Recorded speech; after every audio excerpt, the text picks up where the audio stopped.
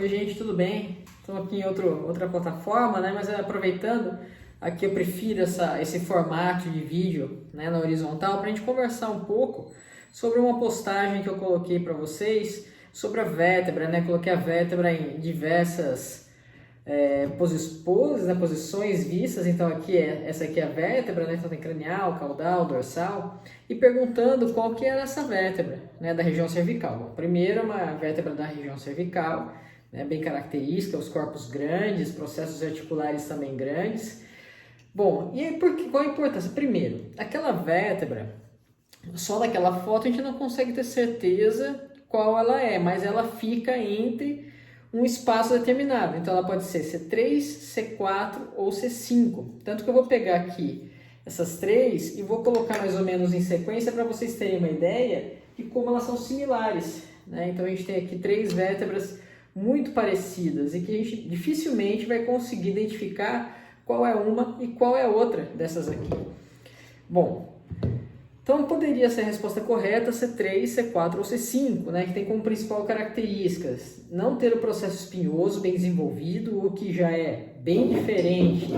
Se a gente pegar a segunda vértebra cervical, né, ela tem como uma das principais características esse processo espinhoso altamente desenvolvido para a inserção do ligamento nucal, ou a gente pegar as últimas, né, as últimas duas, C7 sempre tem o processo espinhoso um pouco mais desenvolvido, dependendo do animal mais ou menos desenvolvido, né? C7 e depois T1, que é bem desenvolvido, e C6 também, né? Um processo espinhoso mais ou menos desenvolvido, nem sempre muito desenvolvido, então aqui já não seria um parâmetro. Então de C7 a gente já consegue, de C2 já consegue diferenciar. Entre C3, C4, C5 e C7, uma outra diferença importante que a gente vai ter é essa crista ventral. Estão vendo aqui, ó, essa crista ventral que fica no corpo vertebral. Então ela vem, então olhando nessa vista aqui, a gente consegue ver a crista ventral, então ela é bem proeminente em C3, C4, C5.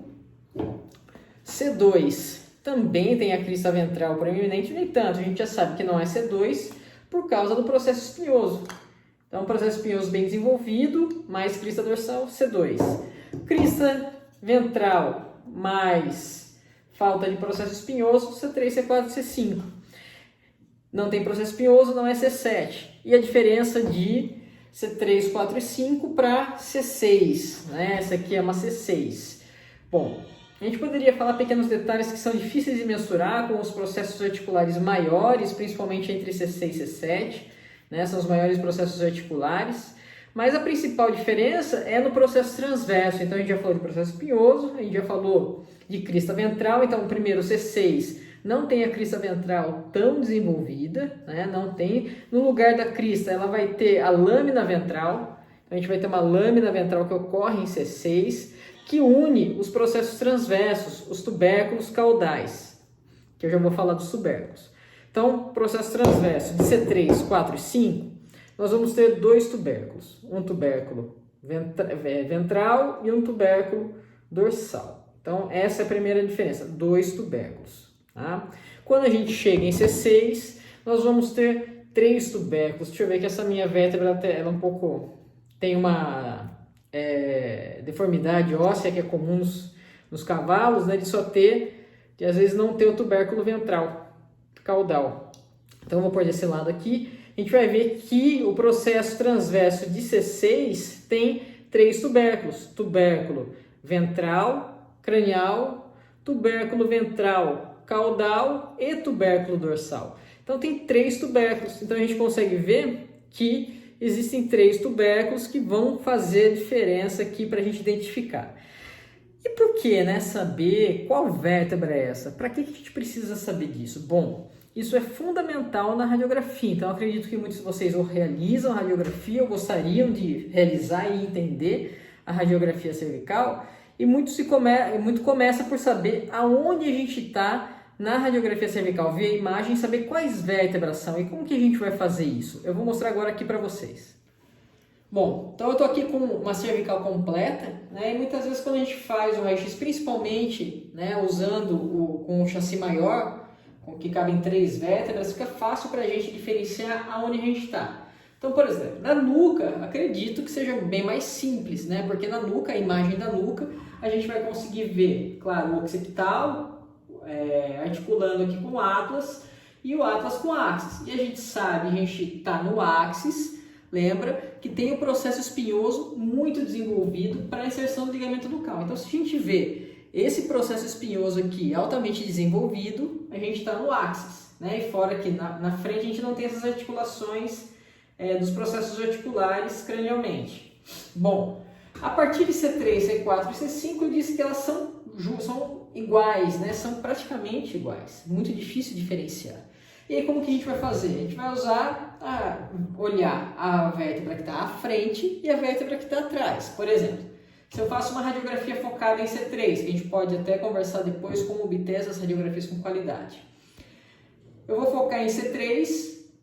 Quando C3 está no meio da imagem, cranialmente vai ter C2, com a imagem do processo espinhoso principalmente muito bem desenvolvido, e caudal a C3 vai ter uma vértebra igual a ela, né? Então, cranial, uma vértebra diferente, e caudal, uma vértebra igual. Bom, isso C3. C4. Quando a gente faz uma radiografia focada em C4, aí a gente já vai ver C3 cranialmente e C5 caudalmente. 3 vértebras iguais. Então a gente vai ter uma vértebra igual cranial e uma vértebra igual caudal. Então se eu estou vendo 3 vértebras iguais na imagem, só pode ser C4, certo? Mesma coisa, aí vou descendo, fazer uma imagem focada em C5. Quando a gente está em C5, cranialmente é C5, C4, caudalmente é C5, C6. E aí a gente sabe que cranialmente C4, então vão ser 2 vértebras iguais, C4 igual a C5. Então, cranial a C5 tem que ter uma vértebra igual a ela.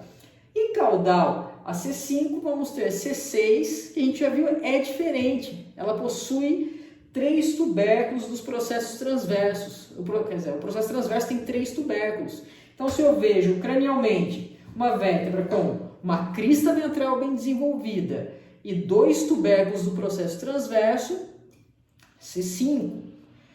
E caudalmente eu tenho uma vértebra com 3 tubérculos do processo transverso e sem a crista ventral ou pouco desenvolvida, eu sei que aqui é C6. Então, para saber que é C5, cranial vou ter uma vértebra igual, caudal tem uma vértebra diferente. Não é simples? Então, cranial C4 igual, caudal C6 diferente. E aí, quando a gente vai chegando caudalmente, C6 para C7 já vai ficando um pouco mais fácil. Primeiro, a gente vai ter uma maior radiopacidade na região por causa da presença de maior quantidade de tecidos moles, né? C7 tem um processo espinhoso bem desenvolvido, até nesse modelo aqui é maior do que naquela vértebra que eu mostrei. E também a gente consegue já ver até T1, dependendo de quão caudal está a imagem. Então, de C6 para C7, a gente vai ter uma vértebra cranial com 3 tubérculos no processo transverso, cranial a ela. Uma vértebra com 2 tubérculos de processo transverso e a crista ventral, né, que é C5, e caudal uma vértebra, não só com um processo espinhoso mais desenvolvido, como apenas com um tubérculo só no processo transverso. Então, não tem dificuldade para a gente descobrir. Então, vocês veem que a gente, entendendo a anatomia, a gente vai mais longe, inclusive nas técnicas de diagnóstico por imagem. Inclusive não, né? Para entender as técnicas de diagnóstico por imagem, é fundamental o domínio da anatomia, tá certo, gente? Então, espero que vocês tenham gostado. Esse é o primeiro vídeo, vou postar mais aqui, eu prefiro esse formato, vai ser bem legal. Acompanhe aqui e vejo vocês.